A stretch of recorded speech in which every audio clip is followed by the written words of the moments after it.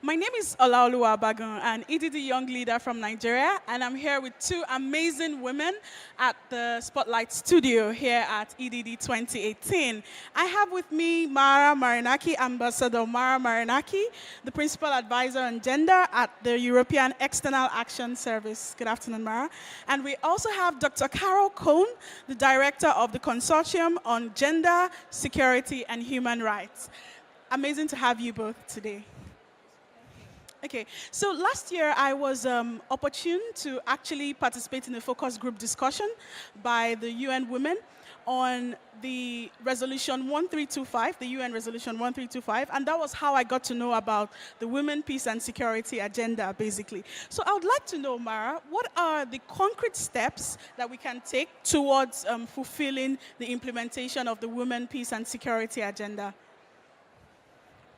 Well, thank you. Thank you for the invitation. The European Union has been, from the first day, a staunch supporter of Resolution 1325, a resolution that was path-breaking in bringing the importance of women on crisis management and in conflict resolution in the context of the Security Council and of the United Nations. So the European Union being in the forefront on all efforts that promote peace and security in the world definitely would not stay behind regarding the role that women can play in this context, and moreover so since gender equality and the equal participation and contribution of men and women is among our fundamental principles and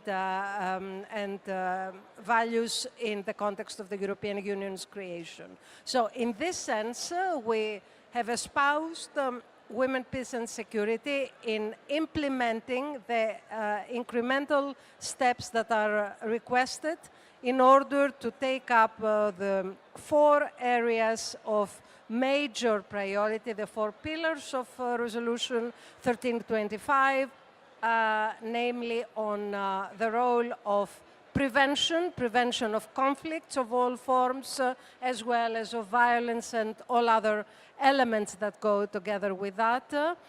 Protection of women, protection of victims, protection of men, boys and children.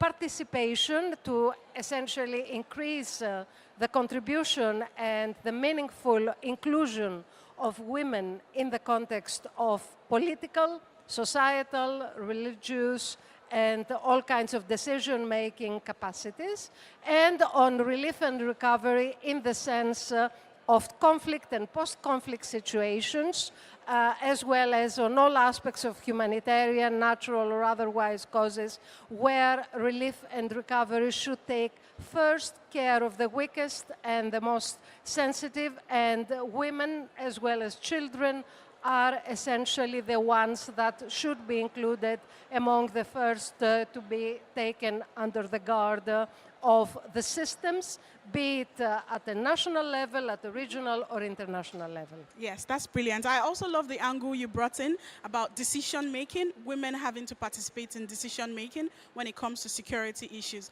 So, Dr. Carol, for me, where I come from in Nigeria, you know, the northeastern part of Nigeria has been going through some unrest and conflict due to the Boko Haram crisis, and we realized that at the decision-making table, there are fewer, you know, women participating, you know, at the forefront of peace and security in Nigeria. So I would like to know, how do we sort of put a gender perspective around women, around peace and security, basically? How can we ensure that there's a holistic gender perspective? Well, I think it is, of course, very important that women are participating, but that is not all that you need to have a holistic gender perspective. A holistic gender perspective around peace and security requires that you are thinking about how gender relations, how ideas about masculinities and femininities and men's right to women's bodies are actually used to fuel conflicts, how they're used to mobilize men and women into fighting forces, and the ways in which you have to be directly addressing ideas about gender in order to bring sustainable peace. So the first thing is you really have to be thinking about ideas about gender in order to address conflict. Secondly, you really need to be thinking about sustainable peace, gender equitable, sustainable peace. And I think that the crucial ideas behind 1325 and the successor resolutions is that the goal would be not just to protect women in war, but to prevent future wars, which means have sustainable peace. And to have sustainable peace, you have to be ending wars in a way that address the underlying inequalities, exclusions, marginalizations that exist along many different dimensions. And if we're going to do that, we need not just women participating, but we need women having political, economic agendas that are actually transformative of those underlying exclusions. That's very expository. Thank you for teaching me something new.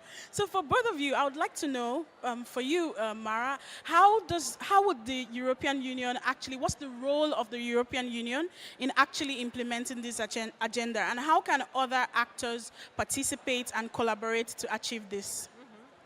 Well, essentially, as you indicated, we need to break up this very important resolution into smaller pieces. So we have a whole of a women, peace and security agenda that breaks down to its constituting parts. And one, a very important one where we're currently highlighting, and it is one of the main themes of the European Development Days, is the role of prevention. As Carol rightly indicated, in preventing conflicts, in trying to address the root causes of conflicts that would preempt and prevent any kind of conflicts from taking place. And then we take up the rest of the aspects one by one through specific targeted actions. A very important parameter from the point of view of the European Union, a cross-cutting one, has to do with combating all forms of violence against women.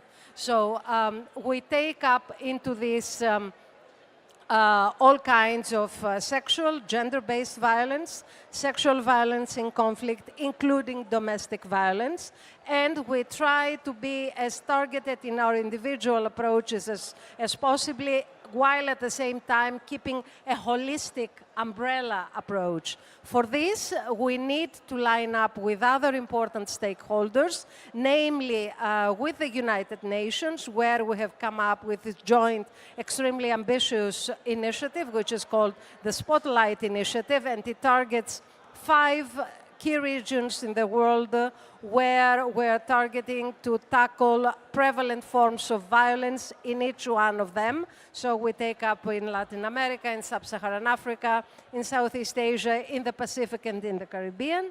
And at the same time, we keep our eyes on the important aspects of decision-making in affecting the lives of women and men, boys and girls, that is, the decision-making across the board in societies. And this has to do with the inclusive and meaningful participation of women in all venues of life. Yes, thank you. Dr. Carol, would you like to also feed in? You head a consortium, so how does your organization contribute to implementing this agenda? Certainly. So our big project around implementation right now is called A Feminist Roadmap for Sustainable Peace. And what we are trying to do is trying to look at when women participate in peace processes or in post-conflict governance, what are the kinds of issues that they need to be advocating for, not only at the national level, because usually peace processes are about what's happening inside the country, but part of what we understand is a tremendous amount of what affects women's and men's lives inside the country is actually coming from outside the country. It's actually coming from political economic actors such as the international financial institutions or extractive industries or agribusiness that are having a tremendous impact on how the country is being reconstructed. And so what we're looking at is, what do those actors usually do? What are their impacts on gender and other inequalities? And since very often what they are doing is deepening those pre-existing inequalities rather than transforming them, how can women work in relationship to those actors in a way that would be more transformative? What kind of policy agendas can they put forward that would be different from what is usually happening? Thank you very much. It's been great speaking with you. Thank you.